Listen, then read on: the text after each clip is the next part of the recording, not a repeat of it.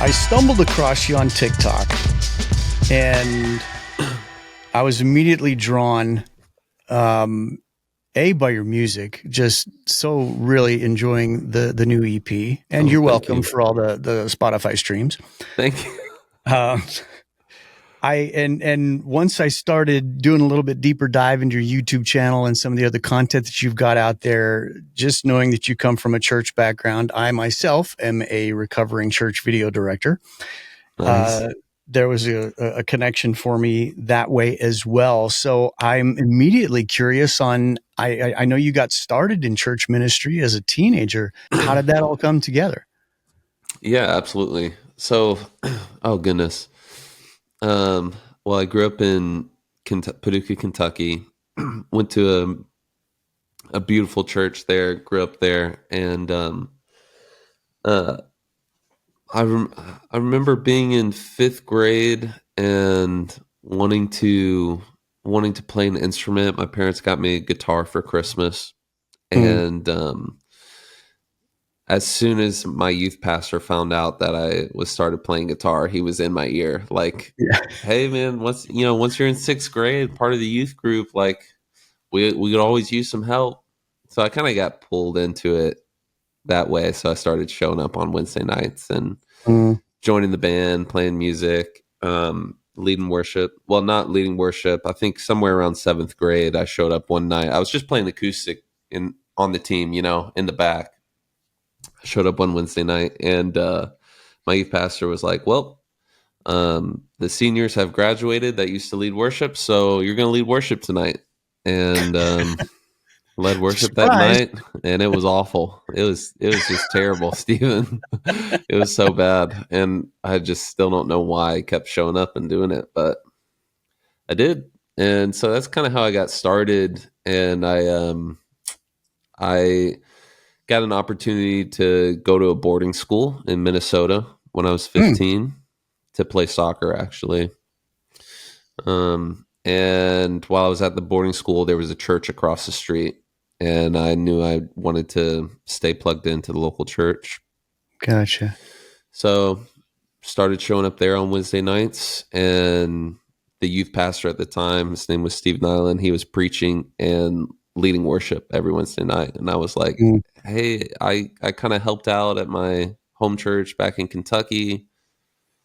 If you ever need help, I can help when we're in town." And he couldn't get it off his plate fast enough. He was like, "Please please Nice. lead worship." So that's kind of how I fell into leading worship consistently. And this was a part of a multi-site church, and it was kind of the campus that was way out, and no one. Essentially, they tried to hire a couple people to lead worship, to be the worship pastor for that campus, and they all turned it down. And they were like, "Well, we have this kid out there who's leading every week. We might as well just let him do it for now." And so that's how I first came on staff at church. I was 17, came on part time. Wow. Not because I was good, Stephen. Is because literally no one else wanted to do it. That's the only reason. The old warm body syndrome. Yes, and it was very much that energy. So that's how I came on staff at church when I was young. Started leading worship, and I definitely was in way over my head. But you learn how to lead up. And Yeah. I was because it was a multi-site church, I was surrounded by other amazing worship leaders way further along the journey that I really looked up to. And we would get together every Monday and talk about the weekend, talk about worship leading, philosophy, and I grew so much because of the guys and girls around me, for sure. Yeah. That's kind of how I got started. They take you under their wing and help mentor you along. Oh yeah, to this day.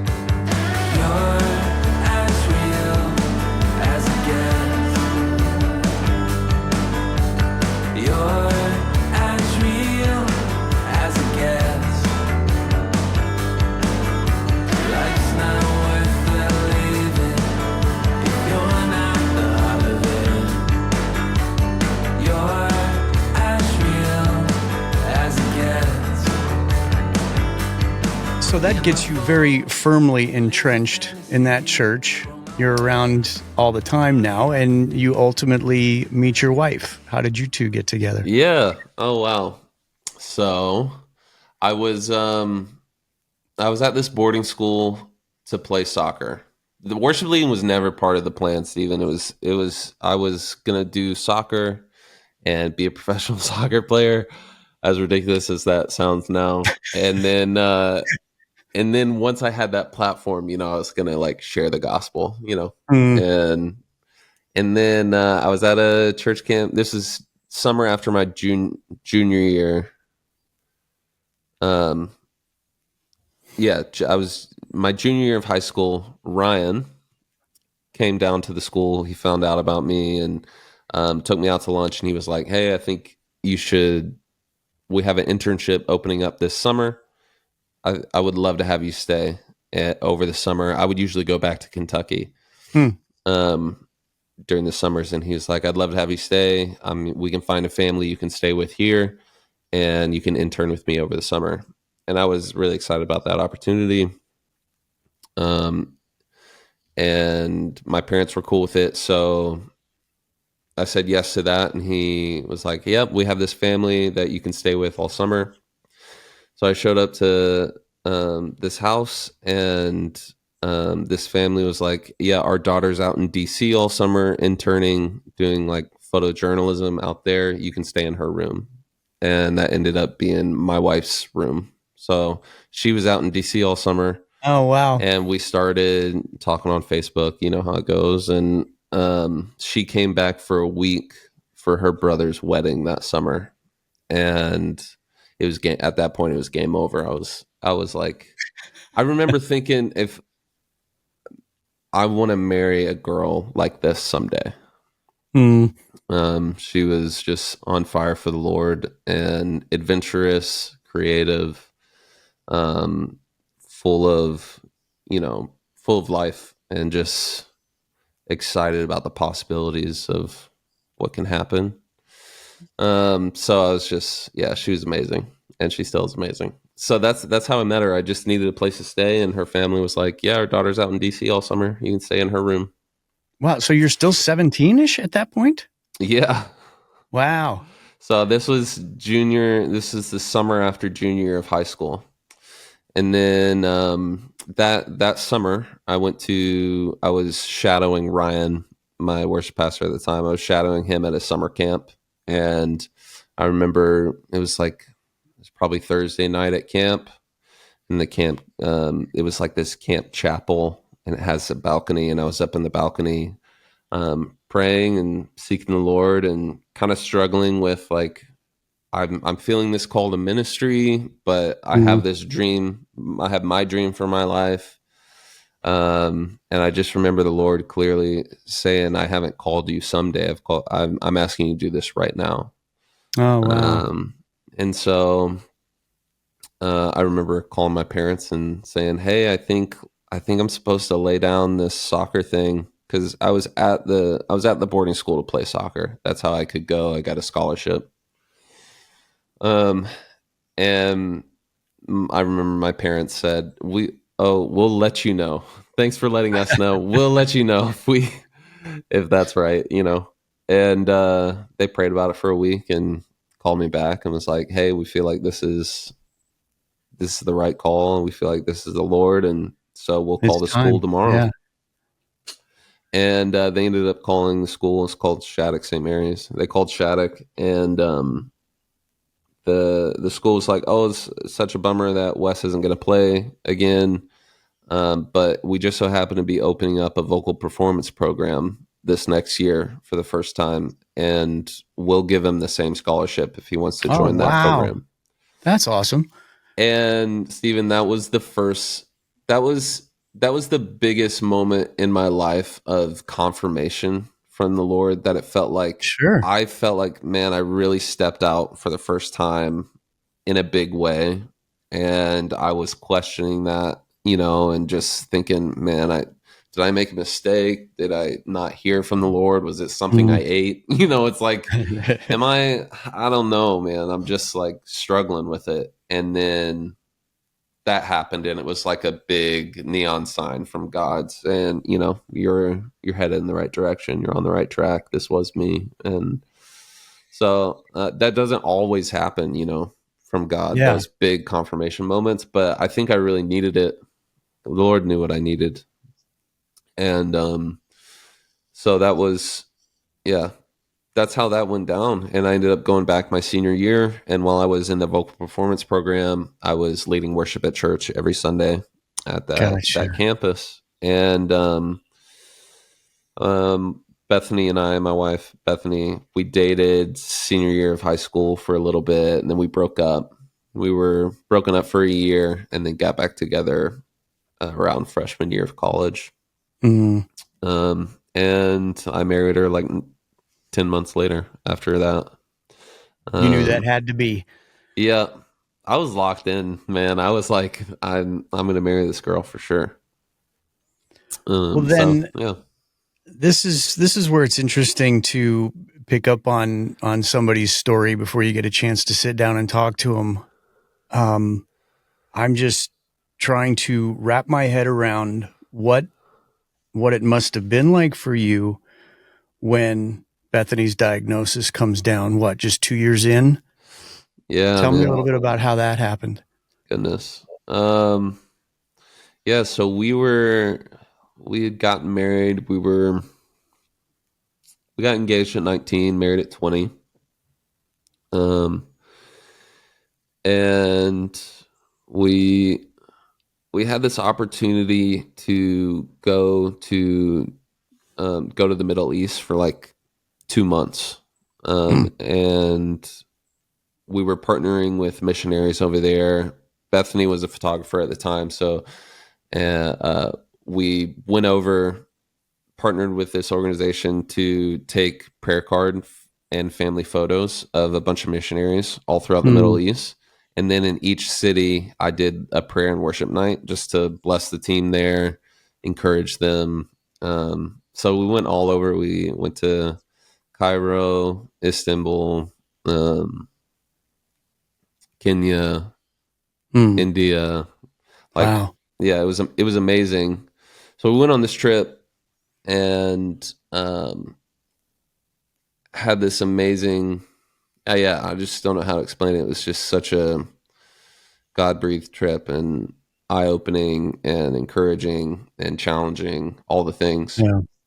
Went on this trip, and then we come back, and about 2 months after we get back, I'm leading worship on a Wednesday night, and I get a call from my wife right after rehearsal, and she's like, "Hey, I don't know what's going on.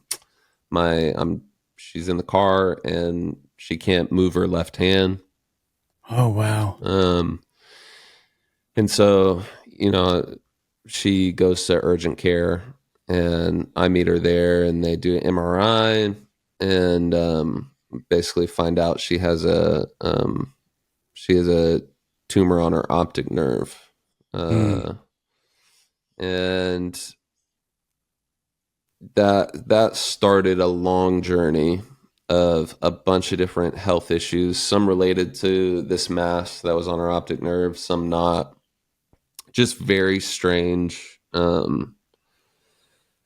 We had some answers, but not a lot of answers. And so that was that that took us down a journey of, she got surgery to remove a tumor, ended up being benign, so it's non-cancerous, praise God. Mm. Um, but she still had developed these other symptoms that weren't quite related. Um, and she ended up in a wheelchair, not being able to do a whole lot.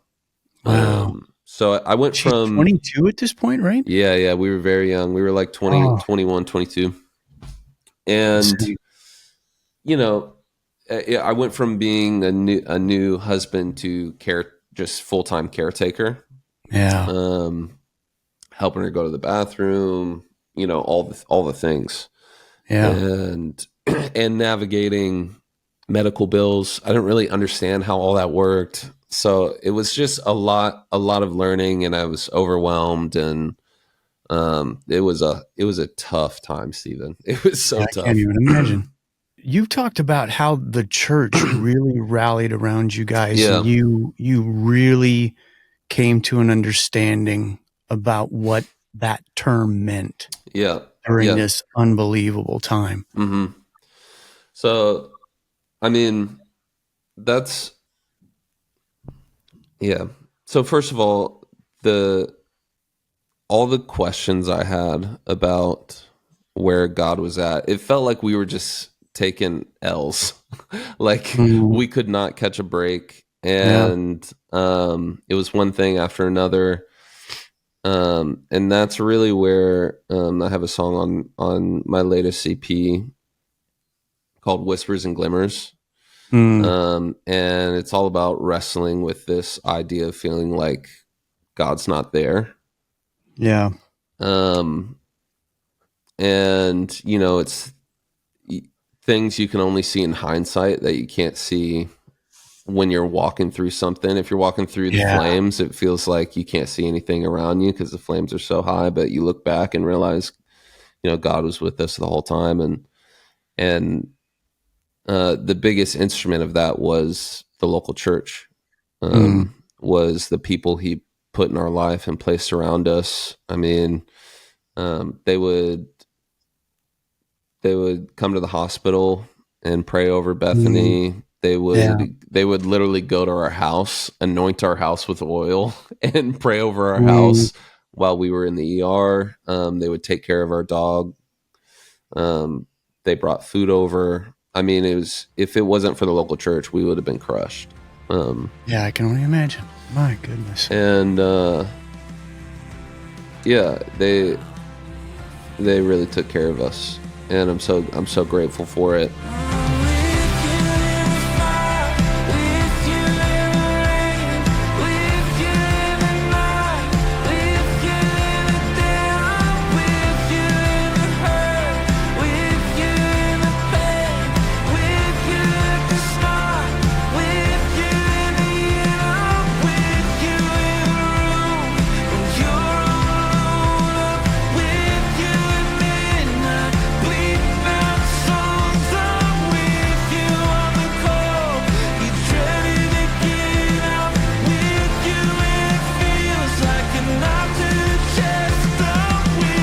And we had prayed,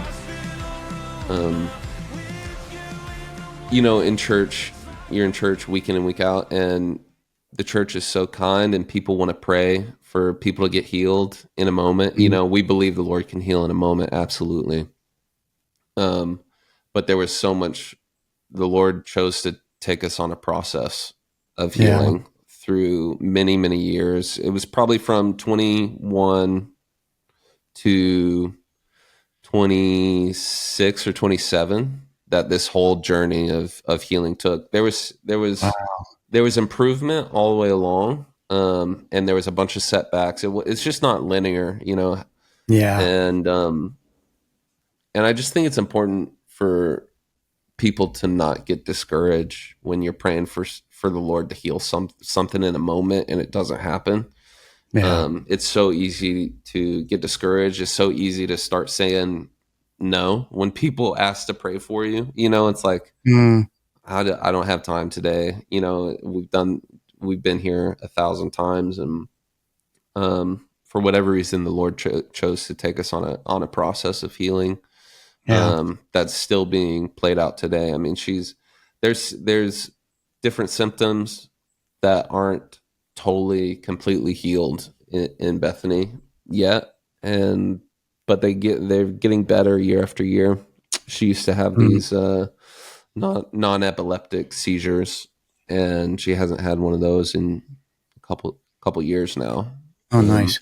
so it's things like that you're just like, okay, we didn't get our instant in a moment healing, but the Lord's taken us on this beautiful journey, and I wouldn't trade what He's done in us for Yeah. the situation. I wouldn't pray this what we walked through for anybody to experience, but I wouldn't trade it for the things the Lord grew in us. And um, yeah, the empathy I have for people walking through hardship. Mm, Um, Like I didn't get it, before you walk Yeah. through real hardship, you just don't, the hardest thing you can go through is the hardest thing you can go through. You don't have Right. any context for it. And um, of course, there's people out there walking through crazier stuff than Bethany and I have ever walked through. But I think my empathy, I just didn't have this level of empathy before. Well, you learn to recognize that hardship and gives you such a completely different view for it Mm-hmm. that almost like a how can you not have that empathy kick in Yeah. when you've got the callous knees for something similar. Yeah. That's exactly it. Then that's got to just give you even a different lens for how you view the church in Mm-hmm. just that support that seemed to come from so many different angles Mm-hmm. that it just sounds like all your needs were met Mm-hmm. even I definitely even in the went, midst of such calamity. yeah. I definitely view church as, I view church now as like, where can I get my hands dirty? Like, where, Mm, like, um, I think there's a whole conversation about church in America and consumeristic church and all that. So I think that's still real for a lot of people. yeah, Um, but I just don't, I'm less and less walking into church these days thinking, what can I get out of this? yeah, And more, what can I give to this? What can I add to this? yeah, Um, and yeah, it just changed my perspective, and I feel like I feel like we experience the most beautiful parts of church, and yeah, those parts of church weren't in a worship service on Sunday at 10 a.m. from 10 to right. 11. Like, those gatherings are so important and so beautiful, and people are filled up and encouraged and inspired. But church happens outside the building, Yeah, in the greatest times of need. Yeah, yeah, exactly. Yeah. Well, that had to be just an unbelievable solidifier of your relationship with Bethany too, that you guys have been through something so tragic, especially Hmm. at such a young age, to where you, the two of you and Jesus. Yeah, yeah. That's I just can't even imagine. It grew our relationship. Bethany and I talk a lot about, um, we don't always control the things that happen to us, Yeah, but once they do happen to us, it is our responsibility to heal and to go through the process of keeping a soft heart and letting the mm, Lord heal those spaces in you, and asking yeah, the question, Lord, what are you doing? Over the question, why? right. Um, it's not bad to ask the question why, but I think something that has helped us more is asking, Lord, what are you doing in Yeah, all this humanity? Um, help me, help me yeah. understand. What am I supposed to learn in the midst of Yeah, so much craziness? yeah, because Yeah, you got two options, man. When things go south, you can allow those things to make your heart harder, yeah, or you can allow those things to make your heart softer. I keep trusting, I keep praising, 'cause you're right on time, you promised never fail, and I will seek you just to love you, where everything else will find its place. Yeah. yeah. It's so easy to go bitter. Oh yeah. Oh yeah. And I think I mean, I've gone through those seasons. Sure, It's not, we all have. nothing is, yeah, I guess nothing I'm saying should be taken as this was a linear journey of like, this happened, this was our response, this happened. It was a lot of like, Lord, where are you? I'm struggling. I don't know how to make it. I'm angry, Yeah. I'm upset, I'm bitter. And so there's all that mixed in with the Lord plays the long game. And I'm just trying to see that more and more. Yeah. It But breeds a whole different kind of patience that mhm, I don't know. You feel like you might have never gotten to if not for yeah. such a heavy experience. Mhm. Mhm. And Wow. and it allows you to see the goodness of God. Like Oh, it's absolutely. it's the um it it takes a little bit of darkness to realize how good the light is. It's like Yeah. um we every hardship is a foreshadowing for the goodness of God to come through. And so yeah, I felt like we got to experience the grace of God, the goodness of God, the peace of God, in a way that we would have never experienced without going through something hard. Yeah. It's Um, amazing how much adversity gives you a different lens for walking mhm. in, walking through. And I mean, even like you've already alluded to, maybe never walking fully out of, but at least getting to that point where you can turn around and go, "Oh wow, God was with Mhm. us at every step." Mhm. Yeah, Yeah. Wow. absolutely. Okay. Life looked a lot more normal. Leading worship, building the church, Yeah. writing songs. We were at a church that wrote songs and released them, and we started a youth worship expression, started releasing songs under that as well. So it was a Mm. really beautiful time in church. And then um, it was around COVID happened, 2020, Yeah. uh,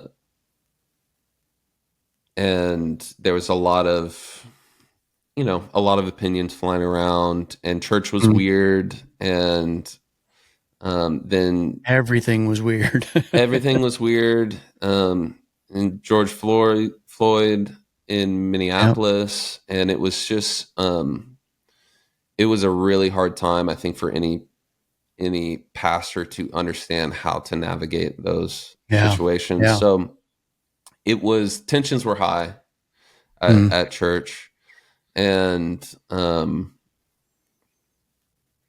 fast forward like 20, I think it was 2023. I ended up getting let go over a disagreement. Ended up getting fired. Let go wouldn't be the right word. Mm. Um, I got fired over a disagreement, and that, I've just felt confused as to, like, man, really this after 10 years. Yeah. And um, that was the next kind of, like, just really trying time in my walk with the Lord, my relationship with the local church. Yeah. Um, Oh, that'll rattle everything. yeah, yeah, and I think you start asking so many questions of, Lord, did I miss you? Were you Mm. asking me to leave? Was I too stubborn? Why it was? I feel like the um, yeah, it was just very strange. It felt almost biblical, like the Lord hardened the hearts of my leaders and towards me because I missed something. You start asking all these questions, like Oh yeah. I don't know Yeah. Yeah. what went wrong. Um and I left that and confused about what to do next. I didn't am I good at anything else? Like, can I Mm. do anything else? All I've Yeah. ever And then done since interesting. I I was mean, you will 17. literally question everything Yeah. down to your own calling and Yeah. yeah. And so, yeah, ever since I was 17, I had only ever had one job, and that was to lead worship on Sundays and, lead people through the week and pastor people. And you grow into that over the years. But, Yeah. um, yeah, I was just very, very lost and not knowing what to do next. And I still have a high view of vocational ministry. I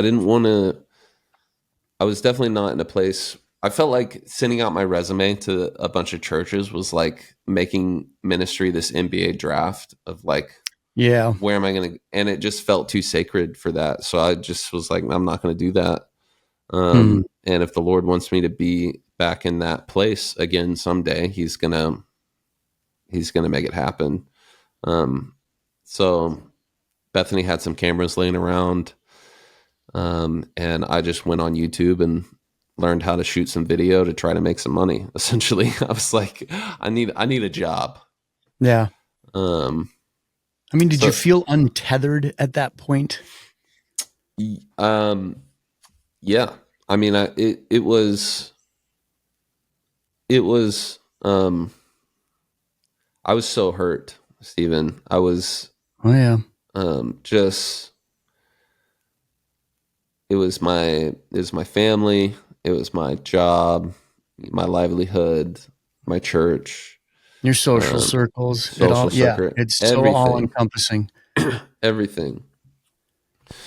And it was also a part of my dream, like to write songs that impact people, like, and I lost that. I thought that was over. Like I was never going to do that again. And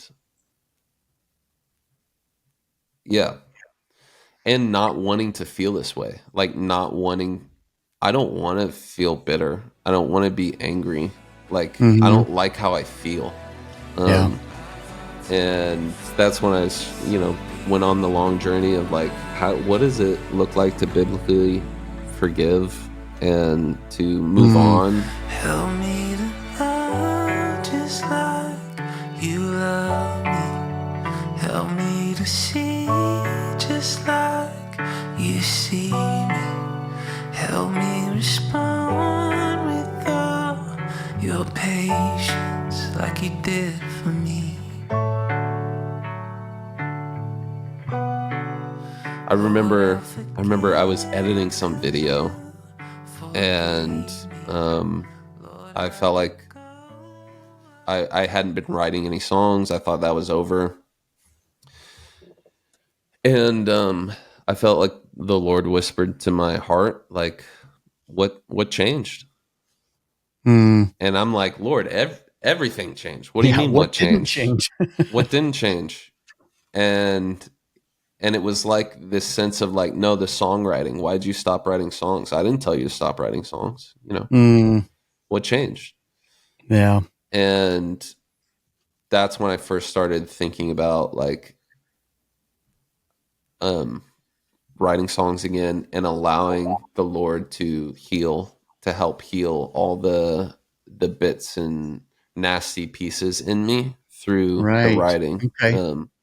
And I believe, I think art heals. And I think that's part of the reason why the Lord invented art is to heal and sew up those broken pieces in us and help make sense of things. And well, that whole creative process becomes such a catharsis of what you have been through. And I'm just a firm believer at this point. I mean, for a lot of similar reasons, that some of the best art comes out of very dark and painful places, because you're not trying to find 4 lines on a page and 2 of them happen to rhyme together because that fits, a certain syntax. It's like, no, this is real. This is coming from a place of darkness and adversity that I wouldn't have been able to put this, put pen to paper without this line that's right behind me that I just somehow survived. Yeah.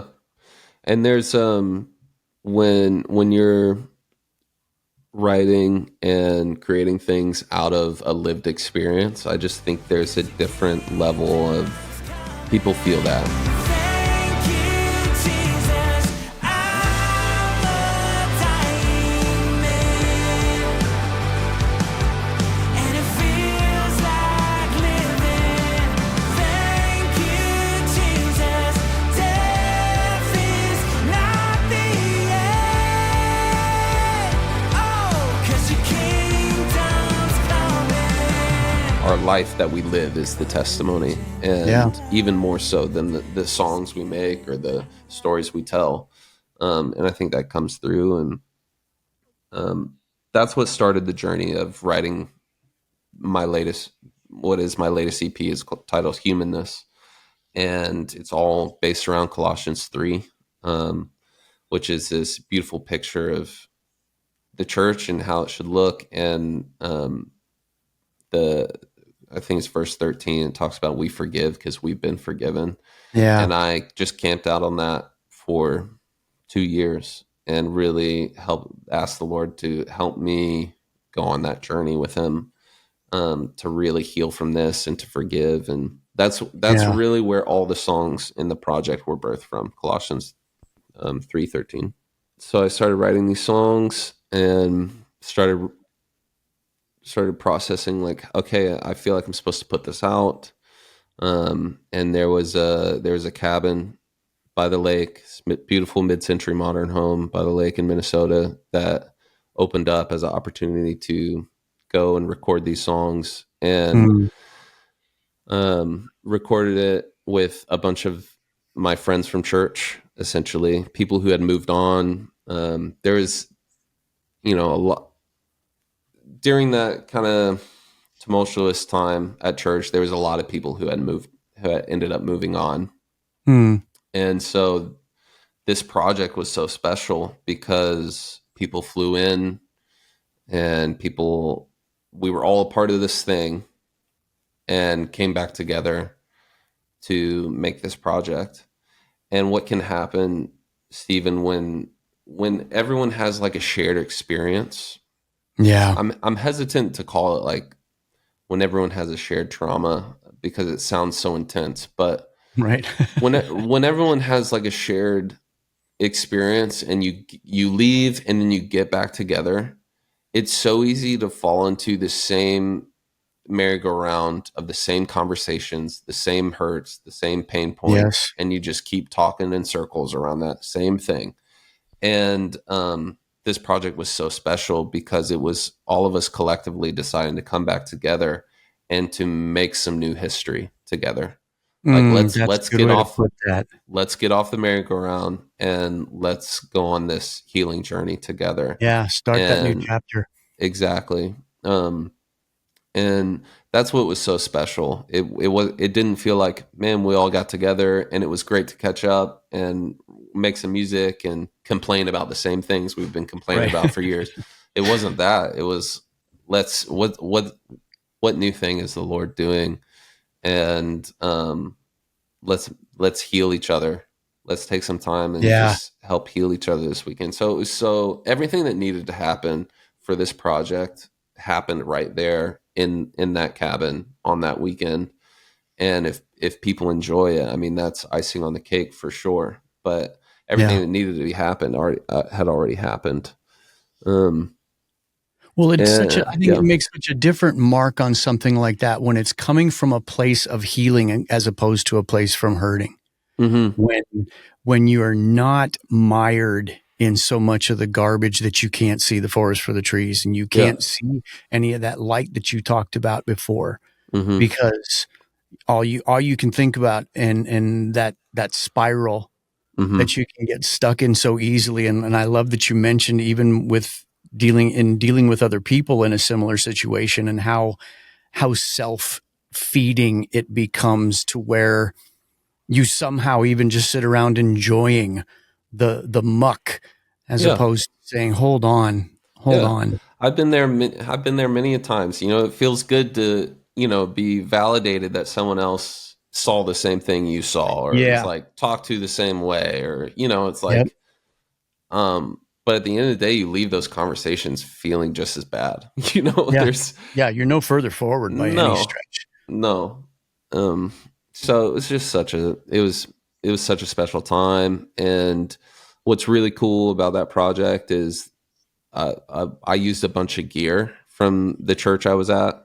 So we like borrowed a whole console to record. Ryan, who's still there, is a feature on the project. He sings on it with me. all these. The project has a bunch of features of kind of my family that we're all leading together at church. A bunch of people have moved on, but everyone's on this as features on this project, which was so special to me. So there's just so many layers to the reconciliation and the healing that took place. And I think that's what, that's kind of what I wanted to convey with the whole project, that it's okay to be hurt. That's not bad. It's okay to struggle in the healing process. It's not okay to just stay there and to stay in it forever. It's not okay to pitch a tent and spend the night there for the rest of your life. Right. And so that's, I love this project, and it means the world to me. Well, similarly, when you talked about what went on with Bethany, was it at all like that as you finish a project like this and you get that moment where you can turn around and kind of see what you've been through, see where you've come from, to find that same kind of healing, that same kind of wholeness that you would not have arrived at if it had not been for the devastation, that time when you were questioning everything. But yet here you are in a moment of, wait a second, things are a lot different now, and that's good, and that's okay. Yeah. I'm so thankful that the Lord took me out of where I was. Even if I was stubborn, I was so stubborn. I was like, I'm going to be here until I die. Like we're doing this thing. I was more loyal to a place, more loyal to my friends, more loyal to some dream that I felt like the Lord had given me when I was 17 than to Jesus and like where he's going now, And I learned that. I think that was the biggest thing I learned through the whole process, is that more than anything else, I'm loyal to Jesus. I can only imagine that you finish such a labor like that, that it has to stand for you as something that shows that you have been through it. You have survived stuff that would have knocked somebody down, and you may have felt that way along and along. And I love what you said before about how nonlinear so much of what we go through is, that it's very often not until you finally get to a point that you maybe thought you'd never get to. I mean, like, have you gotten to a point yet where you can even be grateful for some of the craziness because of where you are and because of who you are now? Yeah. I think there's a lot. I mean, there's so much that I'm grateful for through the whole process, but there's definitely some things that I'm still like, Lord, why did it have to be like that? Yeah. Why did, or, I think, I don't know, man. Sometimes I'm like, sometimes we just like get in our own way, and it's like, it didn't have to be like that, but I decided to do this, and now it is like that. So sorry, that's how it goes. But I am true as a whole scheme of things. I'm truly so grateful for what the Lord's done in us and where he's placed us and where we're at now.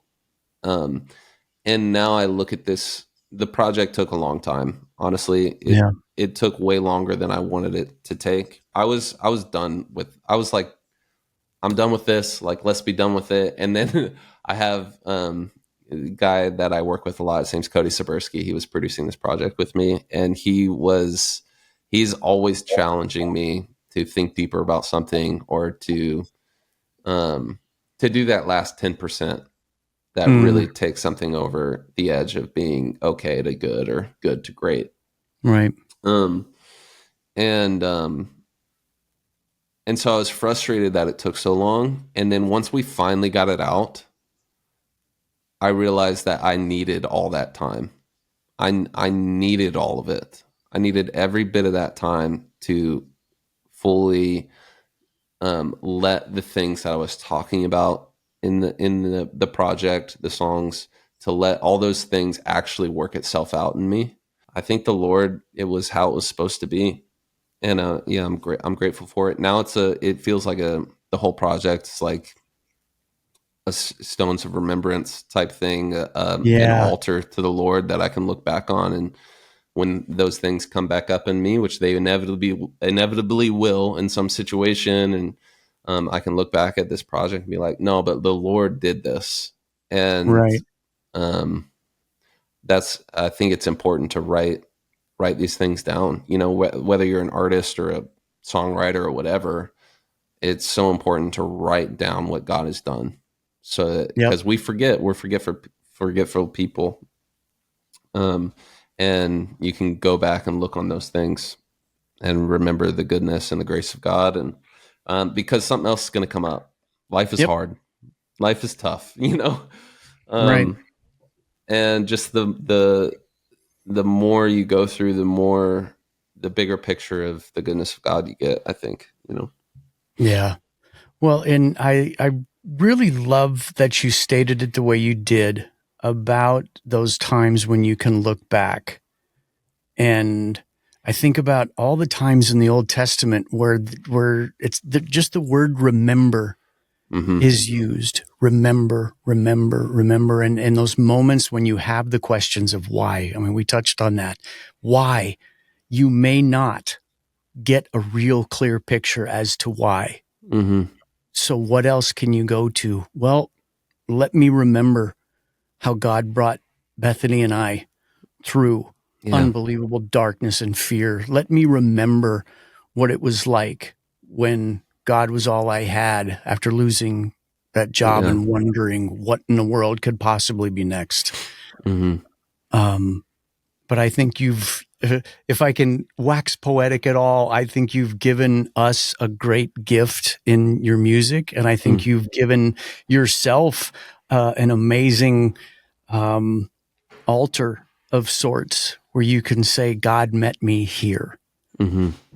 And I hope that this is just the first of more music, more of your heart that's coming through that can then turn and encourage other people. And I hope that you're getting some feedback like that from those who are partaking of this EP. Yeah.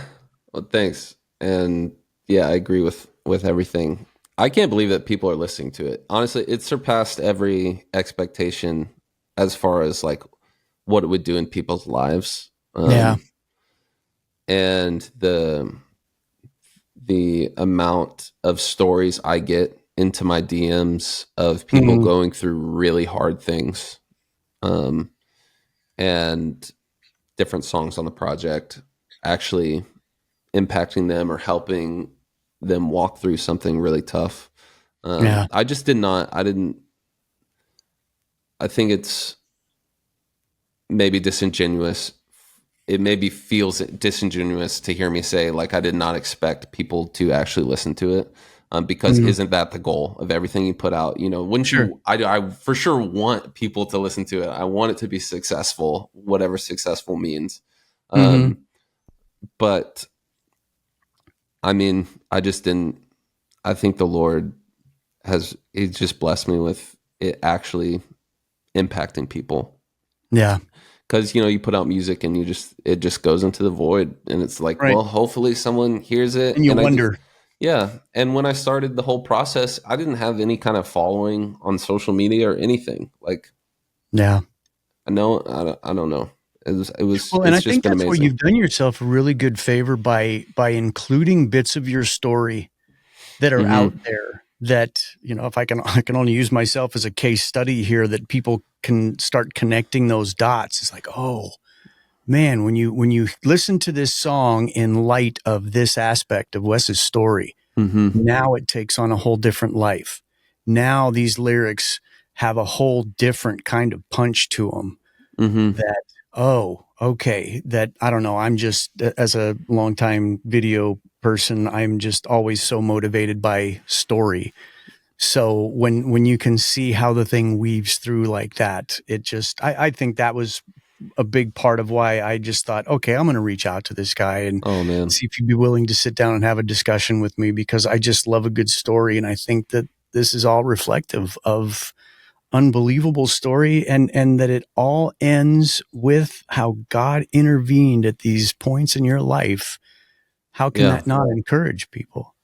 My only encouragement to anyone listening is to make art, and to make art that honors the Lord. And because you just never, it's going to mean something to someone somewhere someday. And it's going to pick them up out of a tough situation. It's going to encourage them. And at the very least, it's going to be a reminder to you down the road when surely something's going to happen and tough times will be ahead. Yep. And you can look back and remember, write it down, write poetry, make art, make videos. Yeah, I'm kind of maybe I'm a little woo-woo, but I love art and I think it's important.